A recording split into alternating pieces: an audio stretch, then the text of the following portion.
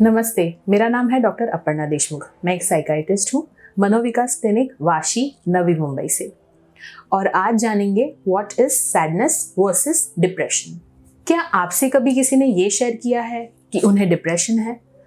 तो फिर आपने उनसे क्या कहा?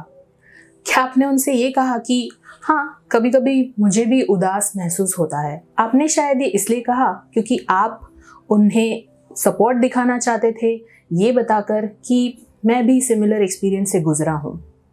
या फिर आप ऐसे कई सैकड़ों लोगों में से हैं जो सैडनेस यानी कि उदासी और डिप्रेशन यानी कि अवसाद के बीच के अंतर को नहीं समझ पाए हैं। डोंट वरी, ये मिसकंसेप्शंस बहुत कॉमन है। इनफैक्ट डिप्रेशन ऐसी बीमारी है जिसके बारे में दुनिया में सबसे ज़्यादा गलतफहमियां हैं। ऊपर ऊपर से समान लगने वाले डिप्रेशन और सैडनेस में बहुत अंतर है। ये क्या है? Number 1, sadness is a normal human emotion. Depression is a mental illness. Sadness हमारे कई नेचुरल इमोशंस में से एक है।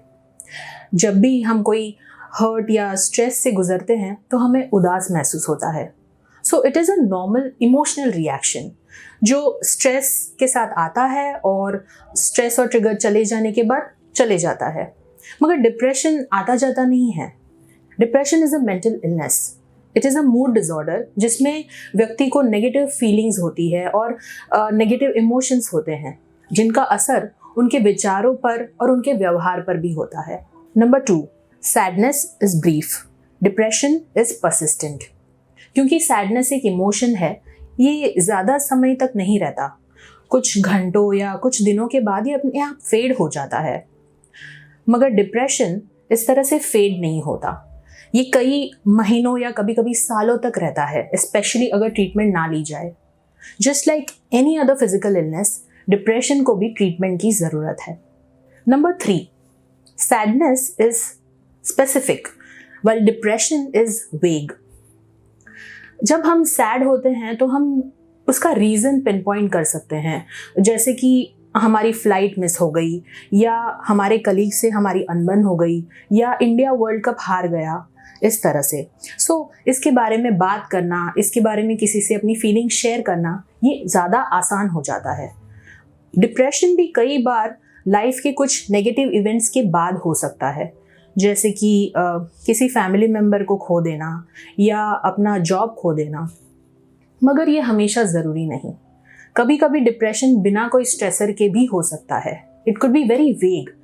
पेशेंट्स ये कहते हैं कि उन्हें भी नहीं पता कि वे डिप्रेस क्यों महसूस करते हैं, और इसलिए इसके बारे में किसी से बात करना, किसी के साथ अपनी फीलिंग शेयर करना मुश्किल हो जाता है। Number 4, sadness is subjective while depression is objective. Sadness क्योंकि एक व्यक्तिपरक चीज़ है, ये एक पर्सनल एक्सपीरियंस है, ये हम अंदर से फील करते हैं। जबकि clinical depression is something that can be diagnosed. एक मेंटल हेल्थ प्रोफेशनल जब कुछ खास सिम्टम्स किसी व्यक्ति में देखते हैं तो इसे डायग्नोस कर सकते हैं, जैसे कि व्यक्ति का उदास रहना या चिड़चिड़ापन महसूस होना, काम में मन नहीं लगना, या फिर कोई भी चीज़ में इंटरेस्ट नहीं आना, उत्साह नहीं महसूस होना, मोटिवेटेड नहीं फील होना, अपने काम में कंसंट्रेट नहीं कर पाना, मेमोरी इश्यूज होना, डिसीजन मेकिंग में प्रॉब्लम्स आना, नींद और भूख में चेंजेस आना। कभी कभी व्यक्तियों को नेगेटिव विचार आते हैं खुद के प्रति, दूसरों के प्रति, भविष्य के प्रति, और कभी कभी there are also suicidal thoughts.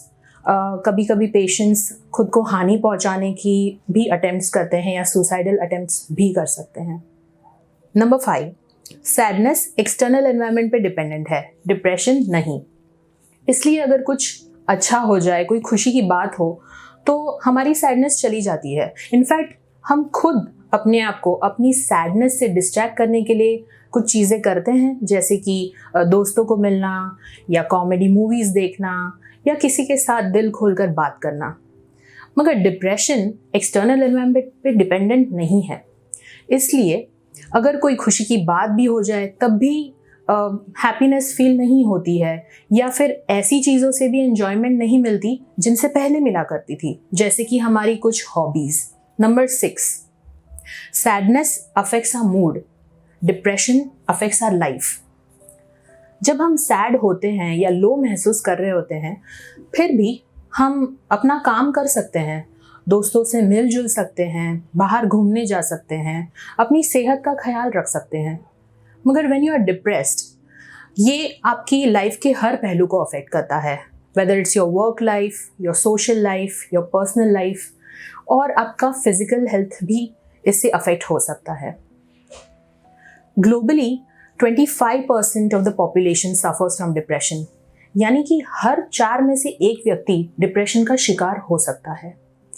तो उम्मीद है कि सैडनेस और डिप्रेशन के फ़र्क को समझने से हम डिप्रेशन को बेहतर समझ पाएंगे, और जो व्यक्ति इनसे जूझ रहे हैं उनके प्रति हमारा रवैया, हमारा एटीट्यूड ज़्यादा एम्पैथेटिक हो पाएगा। So stay informed, seek help, and together let's stop the stigma. Thank you.